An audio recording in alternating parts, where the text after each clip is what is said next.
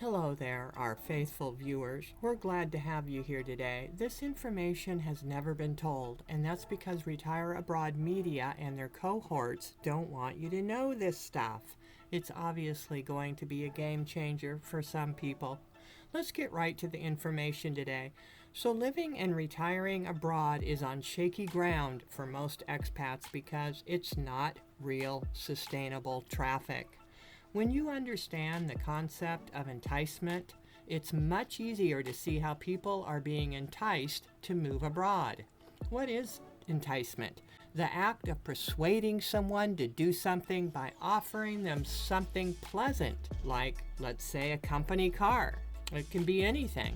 In the same fashion, people are enticed to move abroad. Let's take a look at some of those enticements. One of the enticements of moving abroad is a lower cost of living. Another enticement of moving abroad is they say you're going to have a better quality of life. They also say as an enticement is living abroad is so much better than the USA. You'll find yourself and feel free. You'll become smarter.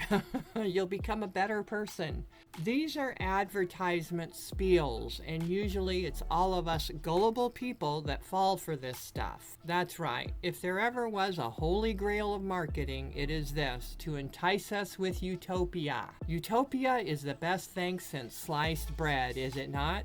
Have you seen the old movie Utopia with Laurel and Hardy? Please watch it if you're skeptical. It will open your eyes. And none of these enticements are even a tangible thing like a company car.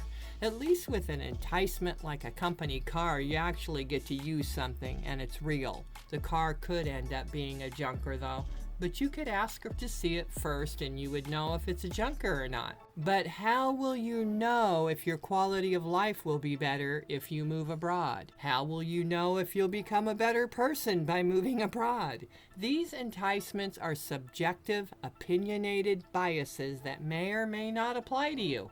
But people spend thousands and thousands of dollars and spend a great amount of time and effort to move abroad hinged on the advertisements of others. And the internet age makes it so much easier to have so many people saying life abroad is going to be so much better for you. Is this progress? We know all about the subjective and opinionated enticements by the Rams because not everyone has a better quality of life moving abroad. Why do you think 90% move back home within 1 to 5 years? It's not because they discovered a better quality of life, that's for sure. How can they say you'll have a better quality of life? How can they say you'll become a better person if you move abroad?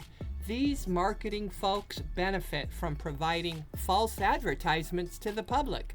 It's a business for them, and you're the target. The entire move abroad, retire abroad movement has become out of control. What do we mean by that? It is not a universal truth that people everywhere seek to improve their condition. Aren't people told that moving abroad is the answer to all their problems? Isn't that what is insinuated with the promise of a better quality of life? Of course it is. Enter the Holy Grail, Move Abroad Marketing, also known as RAM, Retire Abroad Media. How do specific marketers benefit from having you move abroad or telling you to move abroad? Well, let's talk about those. Number one is the Retire Abroad Media. Well, they sell conferences to the public and they buy property in named best places to live destinations. They know beforehand the places they're going to be promoting to you. Then there's number two, vloggers. Some vloggers sell relocation services and reports. Some vloggers simply benefit from the views, which in turn brings in monetization revenue from their videos. Some vloggers receive revenue from tourist boards and tourist ministries marketing their country. And then number three, there's the legacy media. They want people to believe that the USA is bad.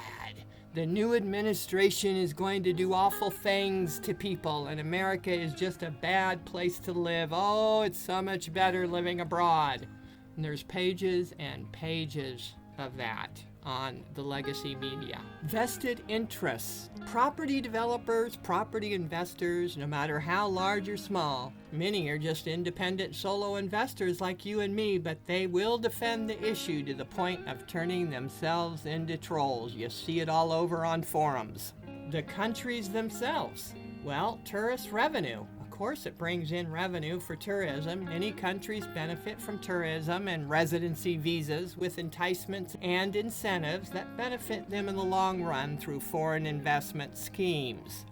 Note, these schemes only help the local governments and those who work the tourist industry, but the majority of people, the citizens, they pay the price in every single country that does this. And then there's the shills. The shills are paid to persuade and entice people to move abroad. They appear as normal, everyday people, just telling everyone what a great time they're having.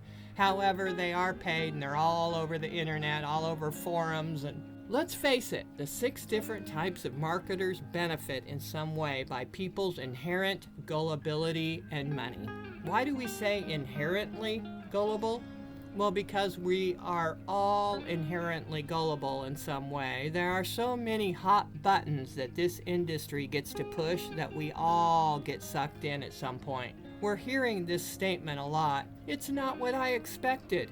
Oh, really? Why is it not what you expected? We are enticed by opinions and other people's experiences. It happened to us 14 years ago. But now we're telling you it's not better. It's just different.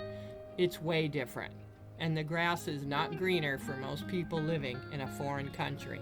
In general terms, people were not meant to live in a foreign land where everything and everyone is so different and not understand the culture or the people and only hang out with other foreigners. It's not a normal way to live on a permanent basis. Vacations, yes. Permanent residency, no. Here's a question for you. Before the advent of the internet, how did you go about deciding which country to move to and live in? You probably went to the bookstore and read about a country in one of the popular travel guides, such as Fedora's or Lonely Planet. Once you did your research, did you go abroad? Do you still live abroad? Let us know in the comments what your experience was before the internet age and the millions and millions of eyes that are now enticed for different reasons to move abroad. And finally, let us tell you a story about how we were enticed to move to Ecuador. In 2010, the enticements were a little different. Instead of saying you'll have a lower cost of living, they would say, if you move to Ecuador, you can live like a king. And then they would spit out all their fantastic money figures for the rent, utilities, and everything. You know, the budget. The Rams just love telling people how they could live like a king by moving to such and such country. And back then, there was nobody making these marketers accountable for what they say, and there still isn't, except for the occasional lone voice in the wilderness, which is getting louder as time passes and more refunds are visible to the average person. But of course, we knew that we weren't going to really live like kings. We didn't take it literally. We took it to mean your money is going to go further in Ecuador, and it did. In the U.S., with a paid-off home, our cost of living was around $1,500 for 5 people. When we moved to Ecuador, it was around $1,000, so it was about $500 less on our cost of living budget. Were we living like kings? No, we were just living a comfortable lifestyle. We ate out in restaurants a couple times a week. We took taxis whenever we felt like it. And we had a comfortable 3-bedroom, 3-bath house for $250. We built all of our own furniture, and that was a great experience for our 3 sons. But you can live like a king anywhere abroad if that's what you want to do, but it's going to cost you. You're not going to fly into town and start living like a king unless you have a big pocketbook full of those paper notes they call dollars or euros. When we started making videos about what it's really like living abroad, we laughed to our viewers about how the Rams used to tell people, you'll live like a king when you move to so-and-so country. And they quit saying it. When we set the record straight about moving anywhere abroad, we're not singling out Ecuador right now. We're talking about anywhere you go abroad. There may be garbage strewn around on the streets, cesspool smells, rising rents, rising food prices, terrible infrastructure, blackouts, water-outs, persistent and ongoing petty crime, erratic driving, home invasions, food poisoning, parasites, foreigner gouging, not getting anything done, not fitting into the culture, dealing with bureaucracy and language differences, dealing with personal emotions. It just goes on because nowhere is that ideal place for you like they love to portray in their marketing gimmicks. After we expose the whole Live Abroad agenda, they now softly mention some of the negatives, not all of them, in their marketing gimmicks. That brings me back to why expats return home. It's not what I expected, they say. In one sentence, expats return home because they are enticed by the marketers, which raises their expectations of how wonderful their new life is going to be, and when those expectations are not met, they become disappointed. So there are those who move abroad without rose-colored glasses, and they tend to last longer abroad, although they too come back home. And then there are those people who believe in all the hype, go abroad wearing those pretty rose-colored glasses, and find out months later it's not what they expected.